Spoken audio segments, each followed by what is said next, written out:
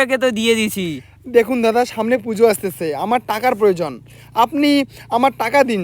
আপনি আর আপনার বউকে নিয়ে আসেন দেশ। কি করে দাদা টাকা দেই?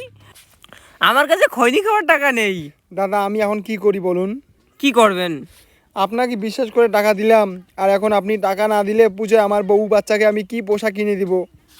দাদা আপনাকে কি বলি আর, আপনি অন্য কিছু ব্যবস্থা করুন। দাদা প্লিজ।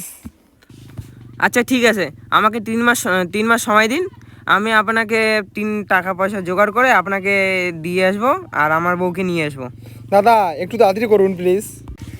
আমার স্ত্রী যদি জানতে পারে আমি অন্য মানুষের বউ বন্ধক রেখে টাকা দিয়েছি আপনাকে, আমার যে কি অবস্থা করবে আপনি ভাবতেও পারবেন না দাদা। আচ্ছা দাদা প্লিজ কিছু করুন তাড়াতাড়ি। আচ্ছা দাদা আমি আসি তাহলে, হ্যাঁ। আচ্ছা কি বলি, এই কয় মাস আমার বউকে ভালো করে খাই